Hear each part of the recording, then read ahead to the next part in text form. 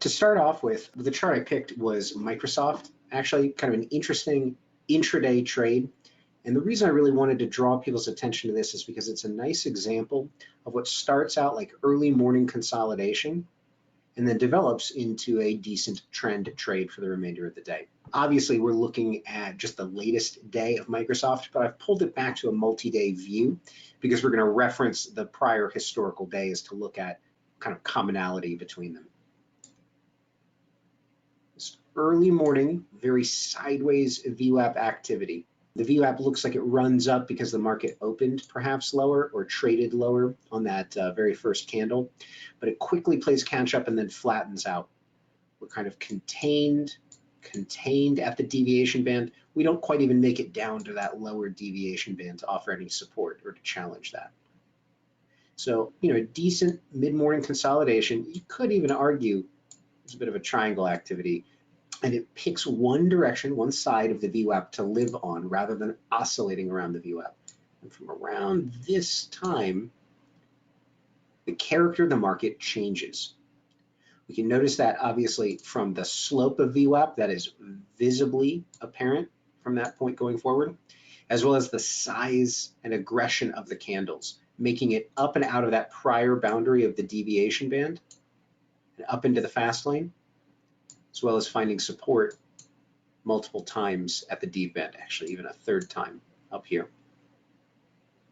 The interesting commonality, I would argue, is that we had the same sort of thing going on the prior day at a smaller scale, kind of a jagged, ugly, sideways looking very flat VWAP, no slope, or not much slope, I should argue, breaking upwards and out of its mid-morning range. Now the difference here is that when we pull back to the deviation band, what kind of a pop do we get? It doesn't really continue on higher. It doesn't rally up and off that dev band, finding more and more and more range expansion as the day develops, right? Early in the morning, we get an aggressive breakout. What time was that? It was about 10 o'clock. This one took until about 11:15 to develop. So this was like a burst of mid-morning buying that gave way to a considerable, well, really gave almost all of that run up back. The way we could detect that this chart on the prior day on Wednesday's trading on Microsoft was different than Thursday's trading is notice how well defined, meaning it couldn't survive outside of the dev bands multiple times, and then it broke that resistance. Whereas here, it wasn't as well defined. It was just an aggressive or emotional move. When we got to the deviation band, our first kind of challenge point, let's draw that in a different color. First kind of challenge point, the pullback to the deviation band. This doesn't make a higher high. Whereas over here, we rather rapidly make a higher high and the slope is kind of continuing to expand or intensify. Whereas on Wednesday's trading, we had kind of waning or declining slope. It's hard to see down here. I should have made the indicator bigger. Let me actually draw that.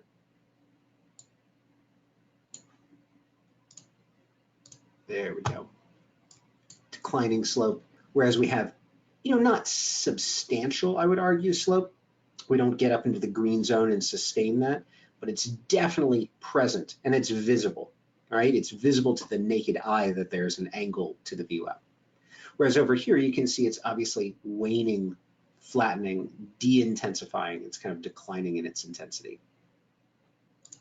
You see how the detection of higher highs that we don't get here, there's no confirmation that it really wants to stay up in the fast lane. Price action pulling us back down to kind of oscillate or cross or chop around the deviation band.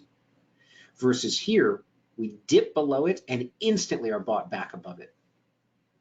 Right? This market looks like it wants to belong in the fast lane, as opposed to the market that is kind of indecisive.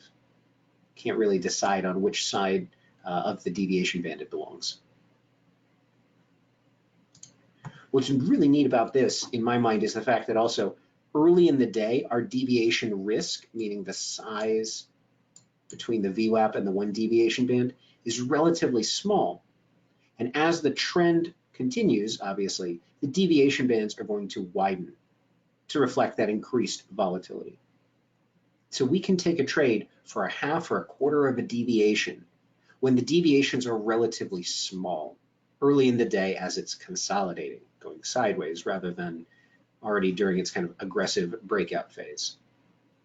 We can capitalize on a lot of movement in our favor while maintaining pretty meager risk during a low volatility environment, because that's where we're entering the trade, right? As I've said before, it's not our job to trade during periods of counter trend. Wow, it looks like I drew that like I chiseled it in stone, but you know what I'm saying, counter trend. It's not necessarily our job to trade during phases of major trend. It's the transition between the two that we really want to try and participate in, because that gives us all the benefits of the counter trend low risk environment, but with the potential for very asymmetric and favorable gain when it moves, in the direction we're intending it to. Do you see how I'm drawing everyone's attention to this portion of the chart? Not so much once it's already in its breakout phase, though I will also agree that that is a very nice little type 2 bounce off of a rising deviation band. But it's really this first circle that catches my attention. That's where it's exciting because I get the best of both worlds. I also will acknowledge that it is a little scary to take a trade on an aggressive pullback just to a deviation band when we have not seen any confirmation. But the minute you see it start to bounce up and off that deviation band, aren't you heartened, isn't the right word, encouraged? Aren't you encouraged by seeing that kind of manifest support from other market participants? It's clear that what we're watching is being respected or responded to by other purveyors of supply and demand, right?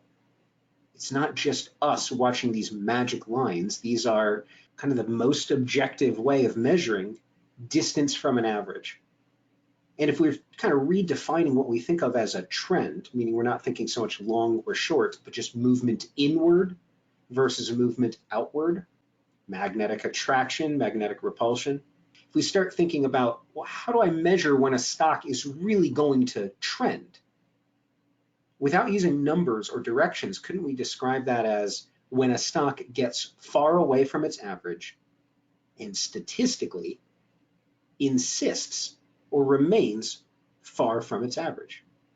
That would be a trend. I mean, obviously you can imagine a stock that's pulling back to its average repeatedly, but a strong trend is a stock that gets far away from its VWAP and insists on staying far away from its VWAP.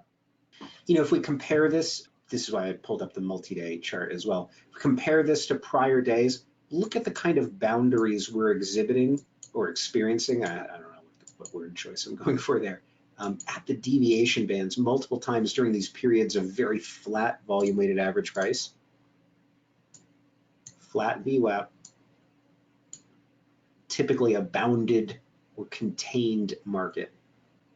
So when we experience something that is directional and in the fast lane, far outside of that normal range of one deviation band, that's why we use these kind of, again, I got to come up with a better, really analogy or metaphor is the right way to say it, but the way of thinking about these deviation ranges or these zones as lanes, we know what to expect. We know that when a stock remains in the fast lane, it's because it's trying to drive faster. And when a market downshifts into the slow lane, that foretells likely reversion, the magnetic attraction vibe or feel that we all know, unfortunately, all too well. We're starting off with Tesla here just because I thought it was an interesting contrast from a purely intraday perspective of two different days that exhibit the kind of fast lane downshifting that I constantly refer to. So what I want you guys to pay attention to is that on back-to-back days, there's significant directional movement for at least the first half of each of these days, both Friday and Monday's trading. Observe that as the market breaks back within, so no longer in the outer fast lane, in this case to the downside, or fast lane to the upside, obviously here on the current day's trading. But as the market can no longer sustain activity in the fast lane, we're no longer observing the support or the effective resistance that we'd want to consider this a continuation or really a fixed trend trade. Notice that the market comes back within the slow lane, and the character of that market really changes. We find effective support at around the deviation band instead of the resistance we had had previously. Or in the context of a long trade, what was support previously is now being treated as resistance. The downshifting nature is basically just observing that the slope or the intensity of the market has gone away. You can actually see the kind of broad declining intensity, even though this indicator is fairly small. Same thing here, declining intensity, back towards the neutral, back towards the normal. Look at how the kind of behavior around the VWAP is absolutely what we'd expect from a flat VWAP environment, choppy and oscillating with no directional assignment to it. Same sort of thing here, a little less oscillation or crossing of the VWAP, but again, very flat, very sideways and contained deviation bands, or excuse me, deviation bands that exhibit that kind of containment we're looking for. So notice what we're really trying to pick up on is when is there a time to trade directionally? And that's when VWAP has slope to it. And then as that slope wanes or decays back towards nothingness, that's when we get more magnetic attraction back towards the volume weighted average price, rather than magnetic repulsion, which is what we had been experiencing during that VWAP slope phase. Do you guys see the parallels between these 2 days, even though one starts off as a short and then comes back within the slow lane to the downside?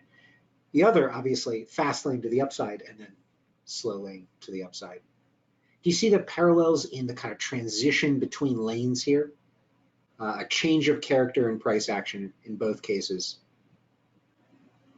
Well, and notice what's indicating this to us is the inability to sustain behavior in the fast lane. When it can no longer remain in the fast lane, that's telling us something.